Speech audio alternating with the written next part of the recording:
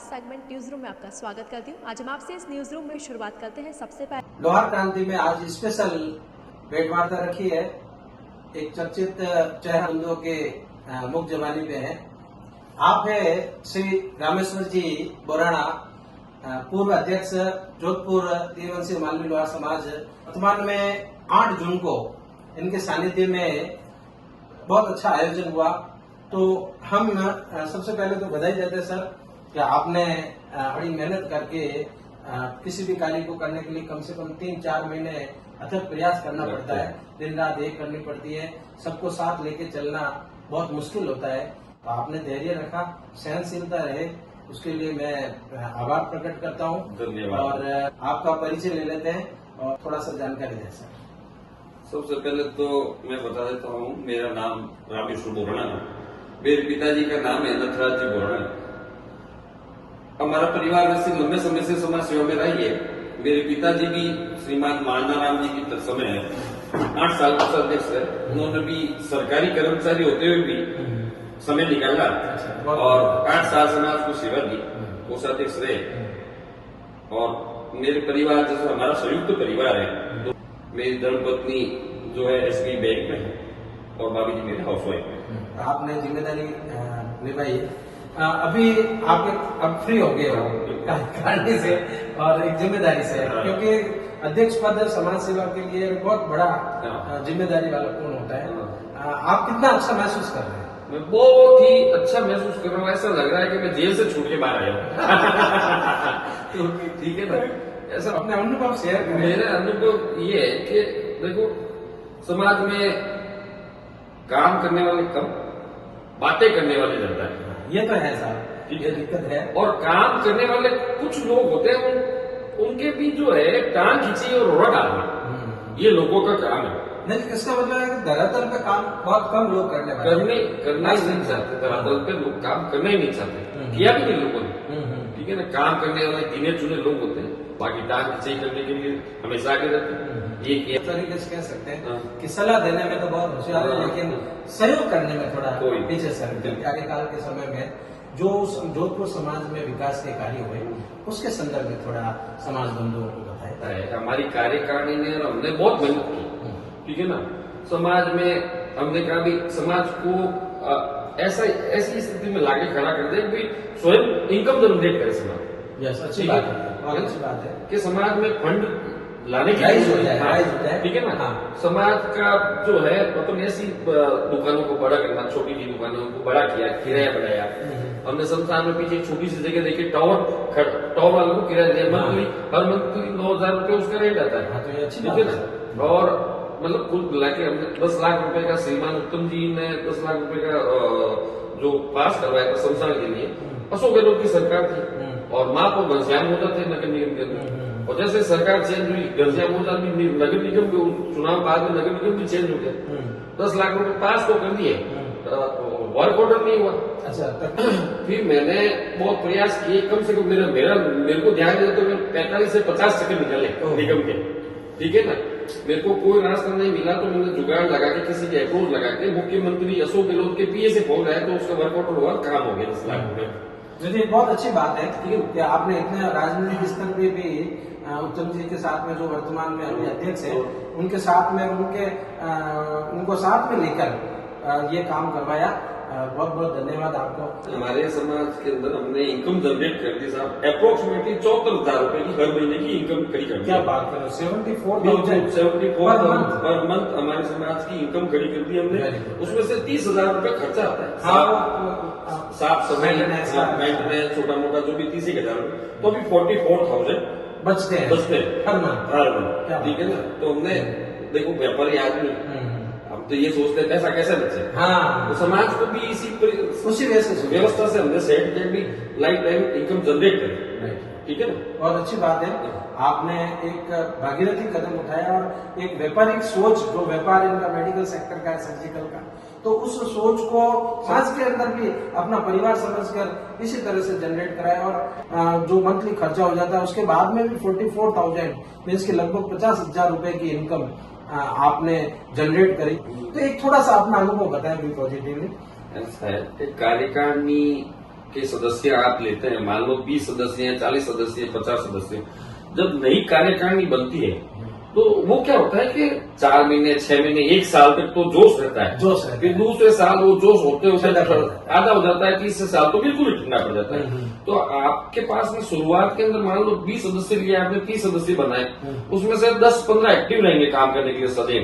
दूसरे साल में फिर वो 15 से सीधे 7 पे आ जाएंगे, तीसरे साल में 7 से सीधे 4 पे आ जाएंगे। तो ये बहुत बड़ी चुनौती है। ये चुनौती है काम नहीं करने की। मतलब आपको मैं पहले भी कहा था कि काम करने वाले कम है और बातें और सलाह करने वाले ज्यादा है, तो जोश धीरे धीरे खत्म होता है। हाँ। इसीलिए मैं कहता हूँ समाज में हर साल कोई न कोई ऐसा विशेष जो है आयोजन होना चाहिए, जैसे इस बार हुआ, पिछले साल हुआ, हमने इसीलिए हर समाज के अंदर होता है। हाँ, होता है सर। तो समाज के लोग एक दूसरे से मिलते हैं, जोश होता है। पिछले साल 1450 लोगों के में 1400 लोगों ने जो है भाग लिया कार्यक्रम में, इस बार 1900 से 2000 लोगों ने भाग लिया। Very good. तो ये क्या है, ये प्रेरणा हुए अब की बार 2500 होंगे, 3000 होंगे, समाज एक मंच पे आके खड़ा रहेगा। तो ऐसे भव्य कार्यक्रम होने चाहिए, समाज के लोगों को सहयोग देना चाहिए। मैं उन भामाशाहों का बहुत बहुत धन्यवाद करना चाहता हाँ, हूँ जिन्होंने इतना हमारा साथ दिया, जिसके कारण एक मंच पे आए। मैं चाहता हूँ अगले साल भी इससे ज्यादा भामाशाह आगे आए और समाज के लोग जुड़ते जाए, एक मंच पे आए। मैं इनका एक अनुभव शेयर कर रहा हूँ आपको कि जब ये कार्यक्रम सप्ताह भर तक का हो रहा था तो मैं आपको पूछ रहा था, मैंने कहा कि भामाशाह के आप घर जाके सारा कलेक्शन के लिए इतना टाइम कैसे निकालते, फिर व्यापार और सेवा दोनों साथ साथ चलाना एक बहुत कड़ी खेल है, क्योंकि अपना बिजनेस को भी कवर करना है और इधर समाज सेवा के लिए लोगों के घर भी जाना है। तो आपने कैसे मैनेज किया, थोड़ा हमें भी बताएं। ऐसा इसके लिए मैं कहना चाहूंगा कि अगर मैं ये काम नहीं करता, समाज सेवा नहीं करता, तो मेरे पास में आज मेरी 3 फर्म है, तो एक फर्म और हो जाती, 4 फर्म 4 फर्म हो जाती अगर समाज सेवा में नहीं होता था। ठीक है ना। तो ये तो हमने बहुत त्याग किया है। होली के बाद मेरे क्या है कि L3 और L4 और साइटिका तीनों में प्रॉब्लम हो गई। 15-20 दिन तो घर पे सोता था, 15 दिन बिल्कुल बेड रेस्ट में था। 16वें दिन उठ के सीधा समाज कार्य में लगा और समाज का ही काम किया 3 महीने। होली से लेके जून तक ये समाज काम ही किया। थोड़ा समय व्यापार को तो दी है, लेकिन व्यापार को हम सुबह 11 से 8 बजे तक का समय देते हैं। तो इस कार्यक्रम के लिए मैंने हमेशा 5 बजे से 8 बजे तक ही समय दिया। सही बात। पिछले 3 महीने पूरा समय समाज के लिए दिया। आपने इतना समय निकाला और सबसे बड़ी बात है कि आपके लाइजिंग की वजह से आपके एक पहले वाला जो कार्यक्रम पिछले साल हुआ था, उन्होंने इनको आगे होके इनका एक फोन का इंतजार कर रहे थे कि भाई हमसे कब सहयोग मांगोगे, और आपने कहा कि कितने लिखूं आपके लिए, तो बोले आप जैसे जो लिख दो। ईश्वर से कामना करता हूँ कि ये आप और उन्नति करें और समाज सेवा में जहाँ भी जब भी जरूरत पड़े इसके रूप में सेवाएं दें और ज्यादा योग्य।